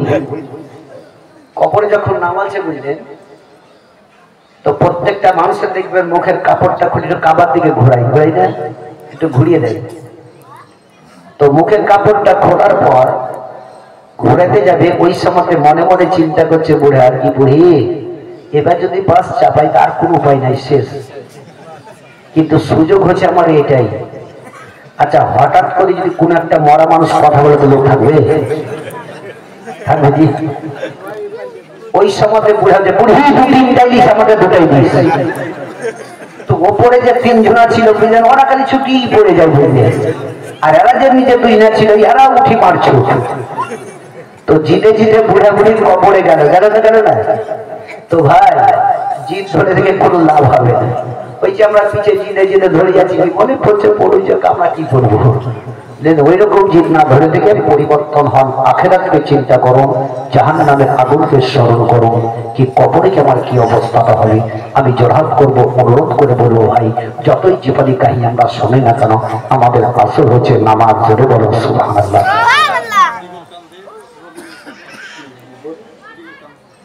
দিগলকান্দি থেকে সুবহানাল্লাহ 500 টাকা দিয়েছেন ভাই আমার।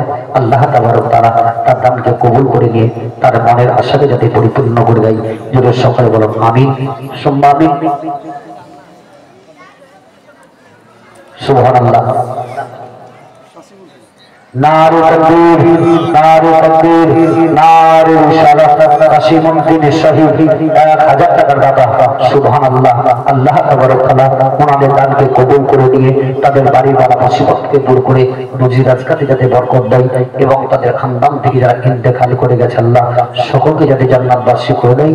একবার জোরে সোরে জোরে তাকবীর আল্লাহুম্মা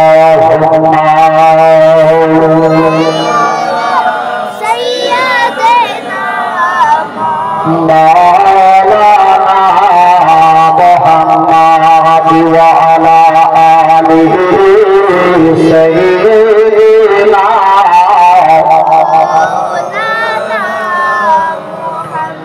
সাল্লাল্লাহু তাআলা আলাইহি ওয়াসাল্লাম। ও বাবা জীবনের আমার ভাইরা আমার, মা বোনের আমার, বিশ্বের নবী কুল কায়নাতের নবী জনাবে মুহাম্মদ রাসূলুল্লাহ সাল্লাল্লাহু তাআলা আলাইহি ওয়াসাল্লাম একদিন মসজিদে নববীতে আপনারা চলে গেলেন।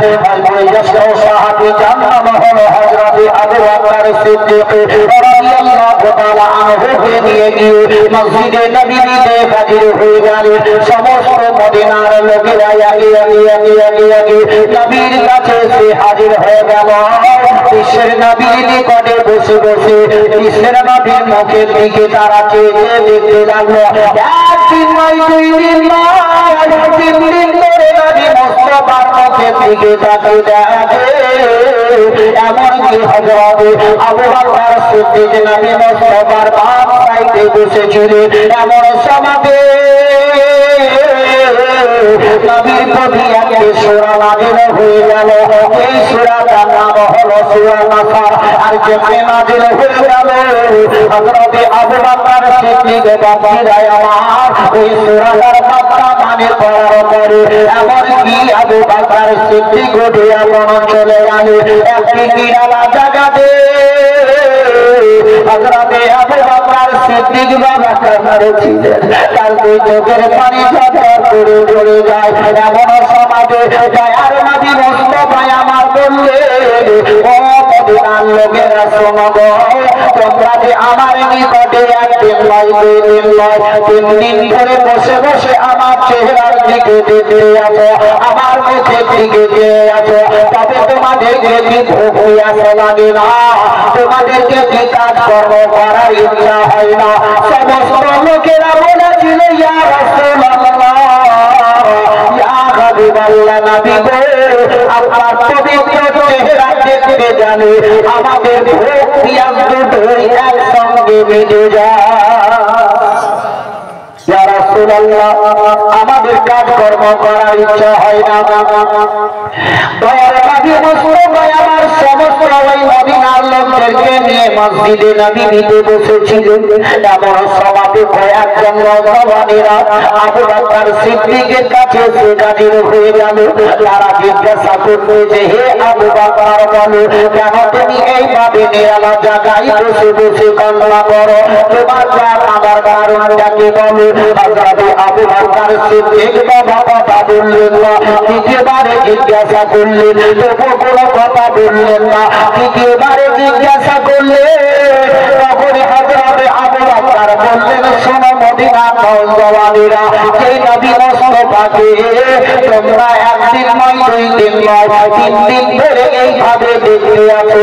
তোমরা যে নবী নবী করতেছো, ওই নবী মুস্তাফা একদিন পরে বিদায় নিয়ে চলে যাবে, আর নবীর সঙ্গে সাক্ষাৎ হবে না, নবীর সঙ্গে কোনদিন আলোচনা হবে না। আবু বকর সিদ্দিক এত কাঁদে, চোখের পানি ঝরঝর করে জুড়ে যায়, দাড়ি মোবারক পর্যন্ত ভিজে গেল। ওই নওজওয়ানেরা নবী মুস্তাফার নিকটে আসার পরে বলে ইয়া রাসূলুল্লাহ, ওগো আল্লাহর নবী গো, আবু বকর যে কথাটা বললেন ওটা সত্য কিনা বলো। দয়ার নবী আমার সমস্ত মসজিদে নবীতে যারা হাজির ছিল তাদের দিকে তাকিয়ে তাকিয়ে তাকিয়ে নবী আমার বললেন, আমার আবু বকর সিদ্দিক এই কথাটা বলেছেন ওটাই সত্য গো। আমি কয়েকদিন পরে তোমাদের নিকট থেকে আমি বিদায় নিয়ে চলে যাব। নবী আমার যে কথাটি বললেন সমস্ত মসজিদে নবীর লোকেরা এত পেরেছিল মানে হচ্ছে কি মসজিদে নবীতে এই মুহূর্তে কিয়ামত হয়ে যাবে। দয়ার নবী বলে আমার মদিনার লোকেরা আর কেঁদো না, চোখের পানি একটু বন্ধ করো, তোমাদের কান্না দেখে গো আমার কলেজা কানা চোর চোর হয়ে যায়। দয়ার নবী মুস্তাফাকে আর কোনদিন দেখতে পাবে না বলে তারা বদল মানে কান্না করে।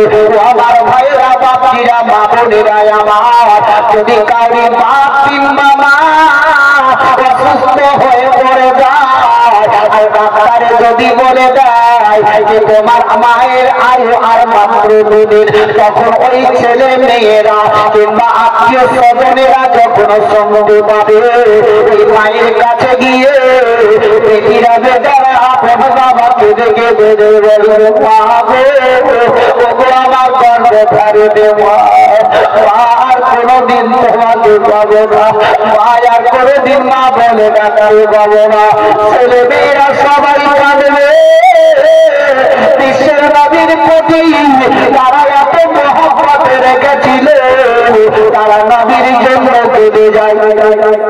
দয়ার নবী মুস্তাফাকে নিয়ে হযরত আবু বকর সিদ্দিক কোন হুজরাখানাতে চলে গেলেন। দয়ার নবী আমার শুয়ে আছেন, মা আয়েশা সিদ্দিকা রাদিয়াল্লাহু তাআলা আনহা একদিকে কান্না করে, বিশ্বের নবীর বেটি ফাতেমা জোহরা রাদিয়াল্লাহু তাআলা আনহা একদিকে কান্না করে। দয়ার নবীজি ফাতেমা জোহরা রাদিয়াল্লাহু তাআলা আনহা বেদাত করে বললেন, ও বেটি ফাতেমা, তবে একটু তুমি আমার নিকটে এসো গো, তুমি আর কাঁদে দেবো না, কেঁদো না, আমি সব কিছু বরদাস্ত করতে পারি রে মা, তবে তোমার চোখের কান্নাটাই আমি বরদাস্ত করতে পারি না। বিশ্বের নবীর বেটি ফাতেমা দয়ার নবী মুস্তাফার মুখের কাছে কান্না নিয়ে গেলেন। আল্লাহর নবী বললেন, ও বেটি ফাতেমা আর কেঁদো না, কেঁদো না, চোখের পানি বন্ধ করো। আর ফাতেমার কানের মধ্যে যেমনি একটি কথা বলে দিলে ফাতেমা আর জোর কাঁদতে আরম্ভ করে দিলেন। হযরত মা আয়েশা সিদ্দিকা রাদিয়াল্লাহু তাআলা আনহা জিজ্ঞাসা করলেন, ওগো বেটি ফাতেমা, তোমার আব্বা এমন কি কথা বললেন তাতে আরো কাঁদতেছে? ফাতেমার মধ্যে কথা হয়ে চুপ করে আছে। ফাতেমার কান্না দেখে নবী আমার পিছে বাড়ি ডাকলেন। ডাকার পরে নবী ফাতেমার কানে কানে এমন একটি কথা বলে দিলে ফাতেমার চোখের পানি সঙ্গে সঙ্গে বন্ধ হয়ে গেল। দয়ার নবী আমার যেমনি কথা বললেন ফাতেমার চোখের পানি বন্ধ হয়ে গেল। মা আয়েশা সিদ্দিকা রাদিয়াল্লাহু তাআলা আনহা জিজ্ঞাসা করলেন, ফাতেমা একবার বলো না কেন তোমার আব্বা এমন কি কথা বললেন তাতে তোমার মুখের হাসি কানা বন্ধ হয়ে গেল, তোমার মুখের মধ্যে মুস্কুরাহট চলে গেল। বিশ্বের নবীর বেটি ফাতেমা জোহরা রাদিয়াল্লাহু তাআলা আনহা আয়েশা সিদ্দিকার দিকে লক্ষ্য করে বললেন, ওগো মা গো, আমার আব্বা সর্বপ্রথম এই কথাটাই নবী আমার ফাতেমাকে বলেছিলেন, ও ফাতেমা, তুমি বাপ হারা ইতিম হয়ে যাবে, আর কোনদিন দেখতে পারে না। আরে নবী আমার ফাতেমাকে বলেছিলেন, ওগো ফাতেমা, তোমার 6 মাস পরে তোমার মৃত্যু হয়ে যাবে, আমার সমস্ত লোকের আগে তোমার সঙ্গে আমার দেখা হবে।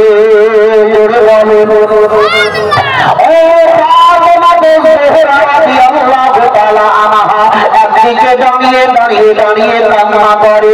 বিশ্বের নবীর মৃত্যুর খবরটা হযরত বিলাল রাদিয়াল্লাহু তাআলা আনহুর কানে চলে গেল।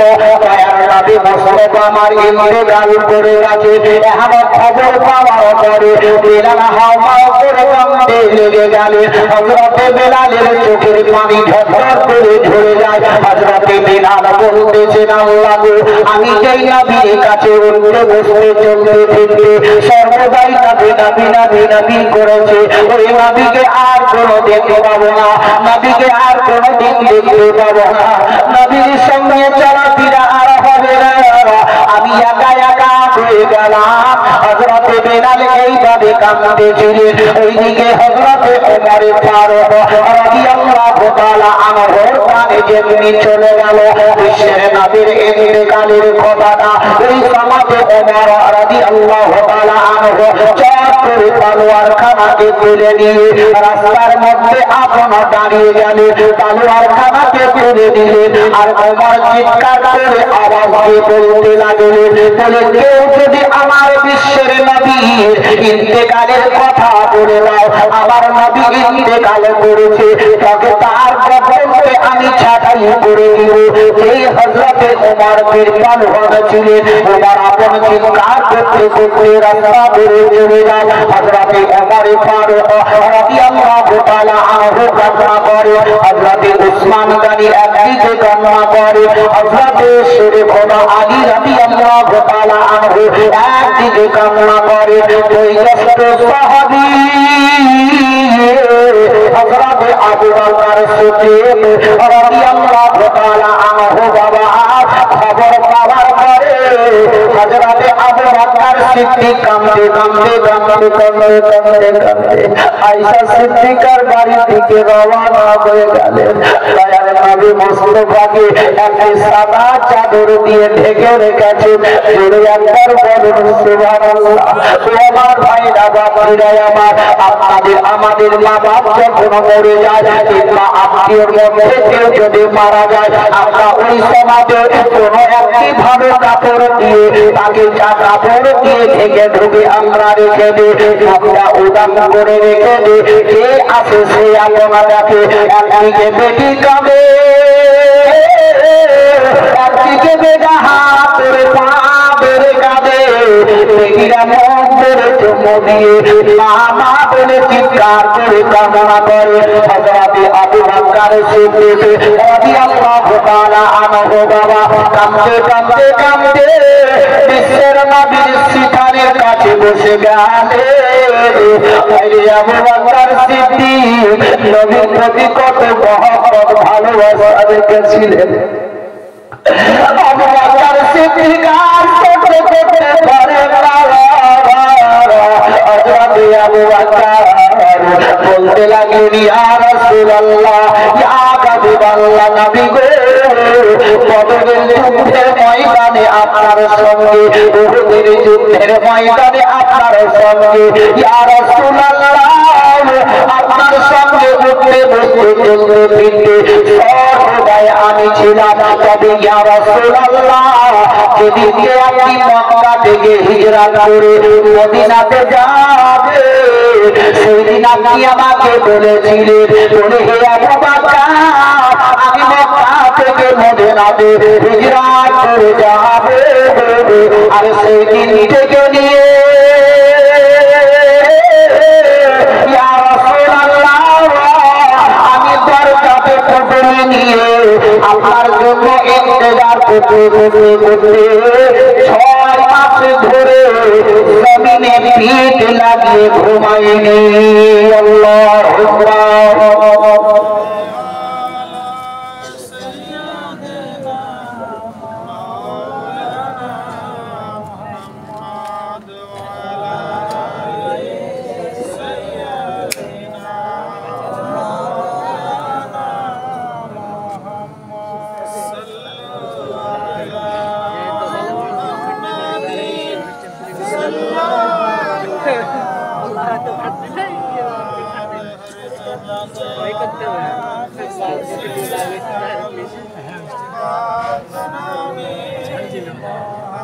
সাল্লাল্লাহু তাআলা আলাইহি সাল্লাম হযরত আবু বকর সিদ্দিক রাদিয়াল্লাহু তাআলা আনহু বললেন, ইয়া রাসূলুল্লাহ, যেদিন আপনি বলেছিলেন আমি মক্কা থেকে হিজরত করে মদিনাতে যাব, সেই দিন থেকে আমি 6 মাস ধরে দরজায় দাঁড়িয়ে দাঁড়িয়ে ইন্তজার করেছিলাম। আমি 6 মাস ধরে জমিনে পিঠ লাগে আমি কোনোদিন ঘুমাইনি। জোরে বলুন কেমন ছিলেন সাহাবী, কেমন নবীকে ভালোবাসতেন। তবে বাবজি ভাইরা মন ভরে স্থির হয়ে আপনারা শ্রবণ করছেন। আল্লাহ তাবারক তাআলা প্রত্যেকটি মানুষকে সঠিক পথে ঈমানের সহিত হাদিস ও কোরআনের দিকে লক্ষ্য করে নিয়ে যাওয়ার তৌফিক ইনায়েত করুক। জোরে সকলে বলুন আমিন। ভাই শুনুন, শোনার পর কিছু পরিবর্তন হন। আখিরাতকে চিন্তা করুন, জাহান্নামের আগুনকে স্মরণ করুন। মৃত্যু সকলকেই ডাকতে হবে, তাই কিনা? যে নবীর নওয়াসা, তাই আপন সাইরে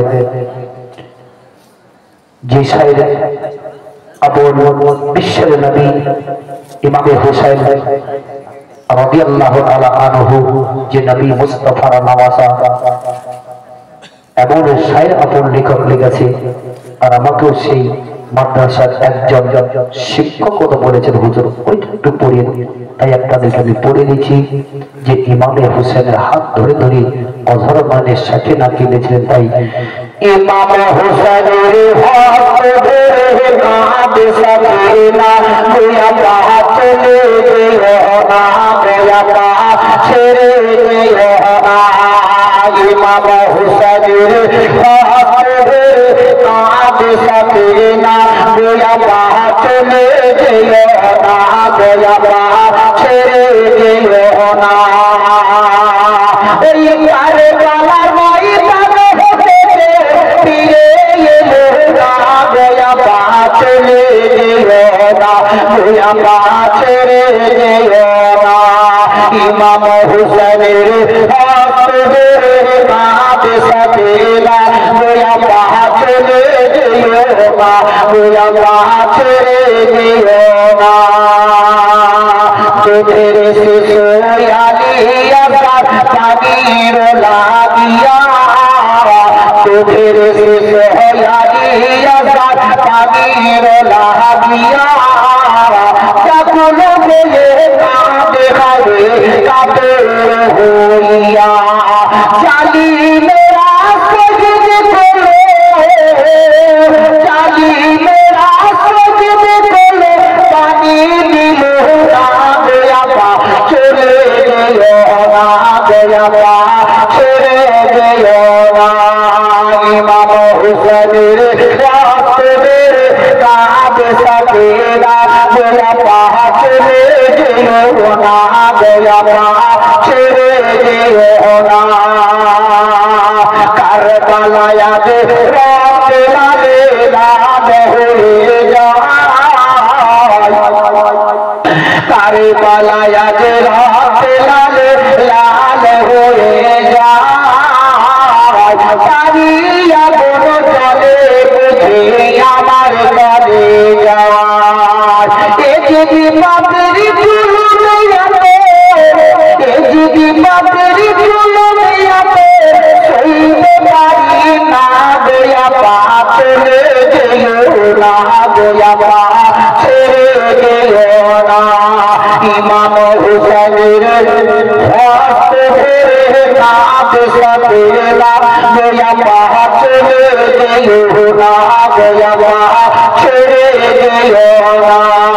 আল্লাহুম্মা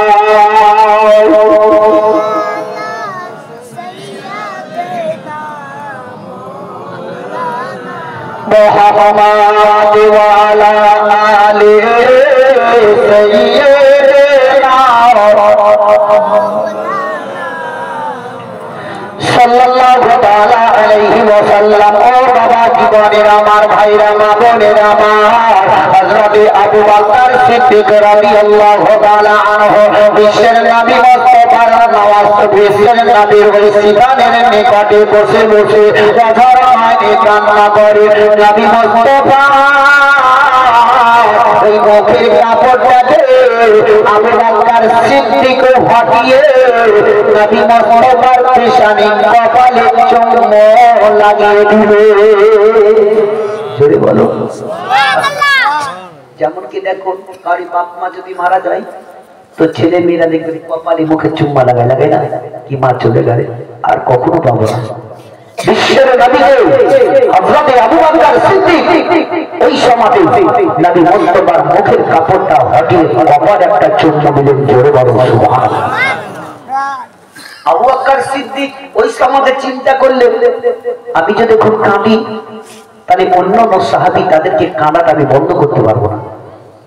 তো হযরত আবু বকর সিদ্দিক নিজে কাঁদাটা বন্ধ করলেন, সকলকে বললেন আর তোমরা কেঁদো না।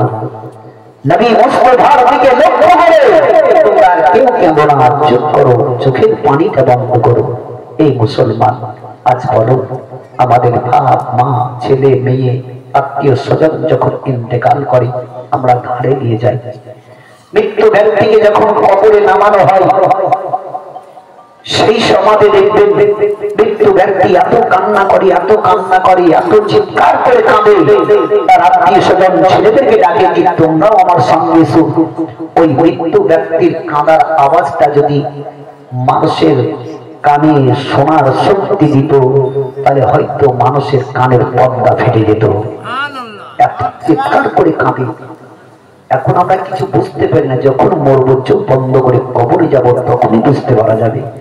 ওই ব্যক্তিকে কবরে যখন রাখানো হয়, বাঁশ যখন চাপানো হয়, তখন সেই ব্যক্তির জন্য পুরো একদম অন্ধকার হয়ে যায়, কেউ কারি নয়, কিছুই মনে থাকে না, একদম পুরো অন্ধকার। হে মুসলমান, যখন আমাদের দেশের মানুষকে কবরে নামা হয় তো নিচে কয়টা লোক থাকে? দুটো লোক। ওপরে কয়টা লোকে নামাই? তিনটা লোকে, মাথা কোমর পা ধরে তিনটা লোকে।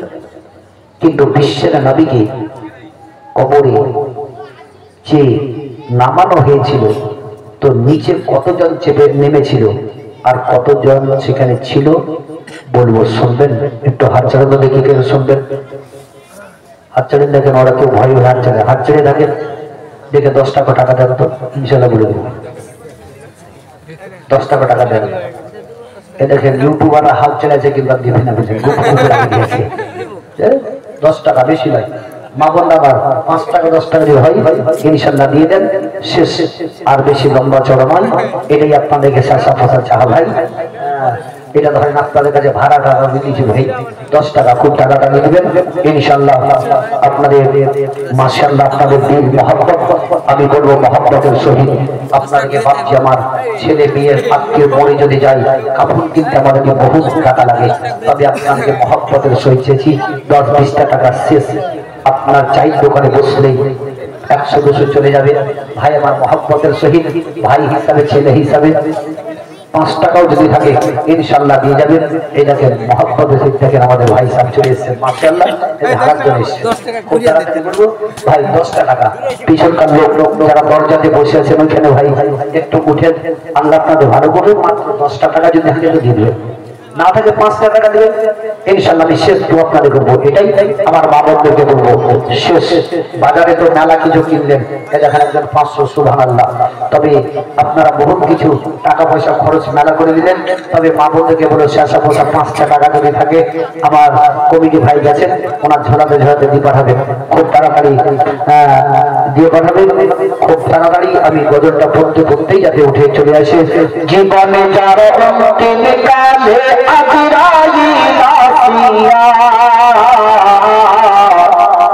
যেদিন তোমার সাধের জীবন যাবে লইয়া, জুড়ে বলেন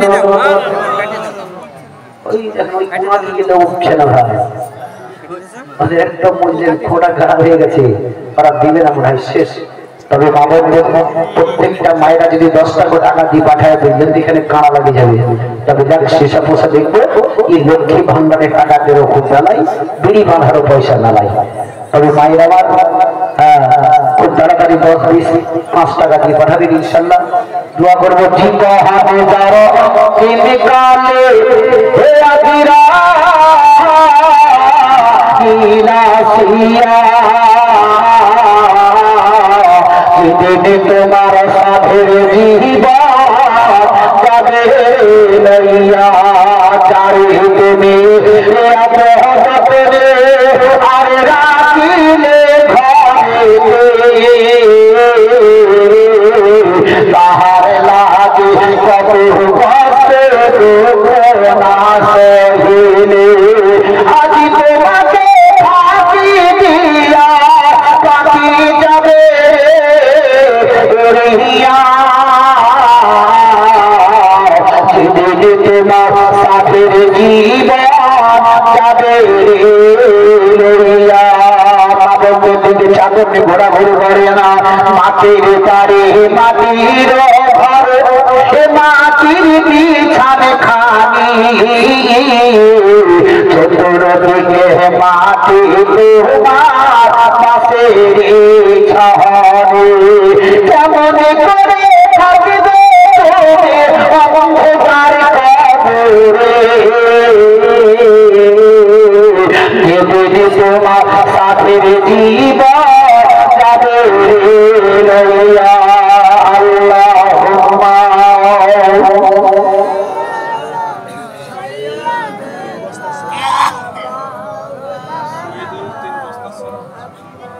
সাল্লাল্লাহু আলাইহি ওয়াসাল্লাম শহীদুল ভাই 3 বস্তা সিমেন্ট দিয়েছেন। আল্লাহ তার দানকে কবুল করে নিয়ে তার মনের আশাকে যাতে পরিপূর্ণ করে দেয় জন্য সকলে বলো আমিন। তবে বাবজির আমার আপনাদের সামনে যে চাদর নিয়ে গেছে যেটুকু পারবেন শেষে ধন্যা 2টা টাকা দিয়ে শেষ দোয়াতে সামিল হওয়ার চেষ্টা করো ভাই। শেষ আপনাদেরকে নিয়ে যাচ্ছি বিশ্বের নবীকে যখন নিচে নামানো হয় নিচে ছিলেন কোন কিতাবে লিখছে 4 জন, কোন কিতাবে লিখছে 3 জন। জোরে বলো সুবহানাল্লাহ। আল্লাহর নবী দয়ার মুস্তাফা সাল্লাল্লাহু আলাইহি ওয়াসাল্লামকে নিচে নামার জন্য যখন বাবা নিচে নেমে গেলেন 3 জন ব্যক্তি ছিলেন। মাথার দিকে ছিলেন হযরতে আব্বাস রাদিয়াল্লাহু তাআলা আনহু, बीचখানে ছিলেন হযরতে কাসিম, আর পায়ের দিকে ছিলেন হযরতে আলী রাদিয়াল্লাহু তাআলা আনহু। তারা তিনজনাতে যখন নেমে গেলেন দয়ার নবী মুস্তাফাকে নিচে নামার জন্য হাত দুটো যখন বের করে দিলেন হযরতে আব্বাস রাদিয়াল্লাহু তাআলা আনহু হাত বের করলেন। হযরতে কাসিম আপনাকে হাত দুটো বার করলেন, হযরতে আলী আপনা বার করে দিলেন। এমন সমাজে সাহাবীরা নবী মুস্তাফা রওজার চারিপাশে দাঁড়িয়ে দাঁড়িয়ে তারা কান্না করতেছিলেন। এমনকি হযরতে আবু বকর সিদ্দিক রাদিয়াল্লাহু তাআলা আনহু বিশ্বের নবীর মাথার দিকে দাঁড়িয়ে দাঁড়িয়ে কান্না করতেছিলেন। এই সমাজে হযরতে আবু বকর সিদ্দিক রাদিয়াল্লাহু তাআলা আনহু হযরতে আব্বাসকে বলেছিলেন, ওগো আব্বাস গো আমার নবী মুস্তাফার ওই মুখের কাপড়টা বড় হবে না, আমি শেষবারের মতো দেখবো গো, আমার নবীকে একবার শেষবারের মতো দেখাও। হযরতে আবু বকর সিদ্দিক যখন এই কথাটি বলে দিলেন হযরতে আব্বাস নবী মুস্তাফার মুখের কাপড়টা হটিয়ে দিলেন। আর যেমনি হটিয়ে দেওয়া আবু বকর সিদ্দিক নবীর দিকে চেয়ে দেখলেন, দেখছেন তো নবী মুস্তাফা ওই লাভ দুটো আস্তে আস্তে আস্তে হিলতেছিল। হযরতে আবু বকর সিদ্দিক রাদিয়াল্লাহু তাআলা আনহু বললেন, ওগো আব্বাস দেখো আমার বিশ্বের নবীর ওই লাভ দুটো হিলছে, একবার নবী মুস্তাফার মুখের কাছে তোমার কান বানিয়ে চলে যাও।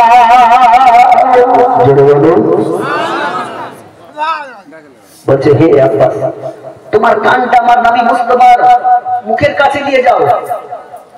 যখন মুখের কাছে নিয়ে গেলেন তো আল্লাহর নবী কাঁদছেন, ইয়া হাবলি উম্মতি বলে জোরে বলো সুবহানাল্লাহ। নবী আমার যাওয়ার সময় ইয়া হাবলি উম্মতি বলে কাঁদলেন, আজও পর্যন্ত নবী আমার ইয়া হাবলি উম্মতি বলেই কাঁদছেন। জোরে বলো সুবহানাল্লাহ। ওই নবীর আজকে আমরা উম্মত। আমি পড়েছি আপনার সম্মুখে, ছোট্ট করে পড়েছিলাম মুহাম্মাদুর রাসূলুল্লাহ সাল্লাল্লাহু তাআলা আলাইহি ওয়াসাল্লাম। ওই নবীর আদর্শ মেনে চলো, নবীর সুন্নাত পালন করো। ভাই আমার যুবক ভাইদেরকে আর বয়স্ক বাপজিদেরকেও বলবো, সকল জওয়ান ভাই বাপজিদেরকেও বলবো, আমার মা বোনদেরকেও বলবো, আর অবহেলা না করে তোবা দিল্লা করে একবার মৌতকে স্মরণ করে আখিরাতকে চিন্তা করে পরিবর্তন হয়ে নামাজের দিকে একটু গুরুত্ব দেন। যতই চাই আমরা জীবনে কাহিনী মানসিক ঘটনা শুনি, আসল হচ্ছে আমাদের নামাজ, তাই কিনা বলো? এই নামাজটাই হলো আমাদের আসল নামাজ। বড় ভাই রাত জেগে জেগে জেগে আমরা শুনলাম, পরিবর্তন না হয়ে নামাজও পড়লাম না, তো শুনে আমাদের কি বলো? আর জায়গাটাই হবে বিষয় পুস্তকটাই হবে। আল্লাহ তাবারক ওয়া তাআলা যাতে প্রত্যেকটি লোককে এহানো নামাজের দিকে নিয়ে যাওয়ার তৌফিক ইনায়াত করুক। জোরে সকলে বলো আমিন সুম্মা আমিন। আরেকটা জিনিস গোটা বাংলাতেই বলা হয় ভাই, কি একটা বুঝলেন, বুড়া দুধের জীবনে কোনদিন গাড়িতে ভাই চাপেনি। আচ্ছা ওকে গাড়িতে যে চাপে নিতে হবে, গাড়ির কথা যদি জিজ্ঞাসা কিছু বলতে পারবে? হ্যাঁ, কোনটা কি বলতে পারবে? এখন যে ইউটিউবার গুলো যে বসে আছে এরা বুঝলেন, এরা কিভাবে ফুটুক ফুটাক করে দাবাদাবি করছে বুঝলেন, আমাকে যদি বলে পারবো? কর্মর্ম ও জানে। আমার জায়গাতে তাদেরকে যদি বসাই তারা কিছু করতে পারবে? তাও পারবে না। তো ওই বুড়াটা বুঝলেন জীবনে কোনদিন গাড়িতে চাপে নিয়ে হঠাৎ করে তার বেটা বলছে, বাপ তুমি এক্ষুনি এই মুহূর্তে তুমি আপনাকে বলি আপনাদের দৌলতাবাদ চলে যাও। তো বাপ বলছে আমি কোন গাড়িতে চাপিনি, তুই চলে যা আমার বদল। তো বেটা বলছে, বাপ তোমার কাছে তুমি যাও, আমার কাছে নয় কি আমি যাবো? বাপ যাবে না, বেটা ছাড়বে না বুঝলেন। তার বেটা বুঝলে হাতটাকে ধরে টানতে টানতে টানতে আপনাদের বাস স্ট্যান্ডে নিয়ে যাওয়ার পরে চাপিয়ে দিয়েছে, ড্রাইভারের কাছে বসিয়ে বলছে, ভাই আমার বাপজিকে বসিয়ে দিলাম, তো তারা তোমাদের বাস স্ট্যান্ডে নামিয়ে দিও। এখানে পৌঁছার বাস স্ট্যান্ডে পৌঁছার আগে আর একটা জায়গাতে বুঝলেন কি আপনাদের 6 ঘড়ি বলেন, সেইখানে বুঝলেন চায়ের দোকানের কাছে ড্রাইভার বাসটাকে লাগিয়ে দিয়ে আপন চা খেতে নেমে গেছে। এই চাটা খেতেই আছে বুঝলেন, এইদিকে বুড়া করেছে কি গিয়ারটাকে ধরে একবারে মোড় চুড়ে ভেঙে চুড়ে রেখে দিয়েছে, গিয়ারটাকে ভেঙে দিয়েছে। এই ড্রাইভার চাটা খেয়ে আসার পরে গাড়ি স্টার্ট করলে গিয়ারে হাত দিয়েছে, তো গিয়ার ভাঙা। ড্রাইভার বলছে, ভাই একে কাজ করলে? তো বুড়া বলছে, বাপ তোমাকে আমি ওইখান থেকে দেখতে দেখতে দেখতে আসছি, তুমি ভাঙার লেগে চেষ্টা করে ভাঙতে পারছি না, আপনাকে ভেঙে দিয়েছি। ও জানে না এটা গিয়ার, আর উমর কাছে হিলা হিলি করছে ভাঙার লেগে ভেঙে যাবে। তো বুঝাচ্ছে ও যদি গাড়ির মর্ম জানতো না ভাঙতো না। আমার বলার উদ্দেশ্য হচ্ছে ওটাই, হে মুসলমান, আমরা যতক্ষণ পর্যন্ত ওই ইসলামের ভিতরে না ঢুকবো ইসলামের মর্মটাও বুঝতে পারবো না। যতই আমরা লাফালাফি করি না, তো লাফালাফি না করি ইসলামের ভিতরে ঢোকার চেষ্টা করুন, পরিবর্তন হওয়ার চেষ্টা করুন, আখিরাতের চিন্তা করুন, তবেই আমাদের ভিতরে ওই ভয়টা ঢুকবে, তবেই আমরা ইসলামের ভিতরে ঢুকতেও চেষ্টা করবো। আল্লাহ তাবারক ওয়া তাআলা যাতে আমাদের প্রত্যেকটি মানুষকে সঠিক পথে ঈমানের সহিত নিয়ে যাওয়ার তৌফিক ইনায়াত করুন। বলে সকলে বলুন আমিন সম্মানিত। আমি বলেছিলাম আপনাদের সম্মুখে মুহাম্মদুর রাসূলুল্লাহ সাল্লাল্লাহু তাআলা আলাইহি ওয়াসাল্লাম, মুহাম্মদ আল্লাহর প্রিয় রাসূল। যাই হোক বাপজিরা, আমার বহুত কিছু আপনাদের সম্মুখে আলোচনা করলাম, তবে গজল পড়ব কি? যদি পয়সা চাইতে দিবেন।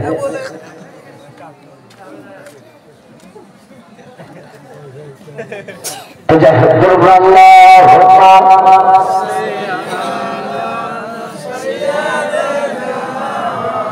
মাওলানা মুহাম্মদ ওয়া আলা আলিহি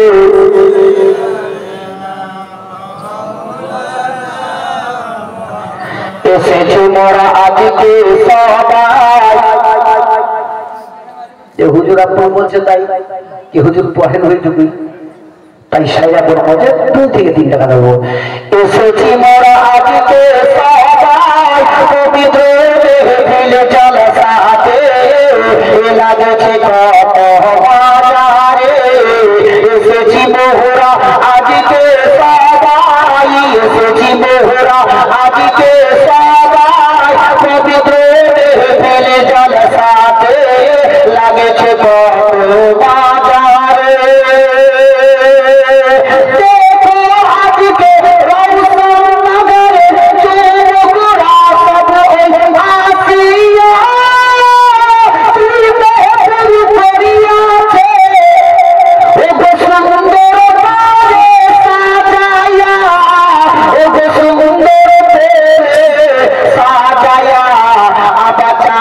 চারিদিকে রবের আলো, আবার চারিদিকে রবের আলো, ঝিকিমিকি ঝিকিমিকি চমকাই রে, লাগছে কত বাজারে, এসেছি মোহরা আজকে সবাই, এসেছি মোহরা আজকে সবাই, ফিরে জানা সাথে লাগছে কত বাজারে।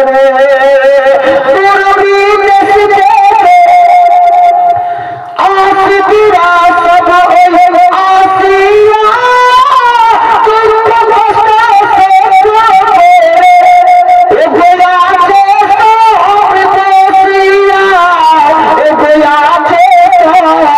হয়ে আসিয়া, আবার রাস্তার ধারে দাঁড়িয়ে রেখে, আবার রাস্তার ধারে দাঁড়িয়ে রেখে, হাজারে হাজারে আশিকি রে, লাগছে কত বাজারে।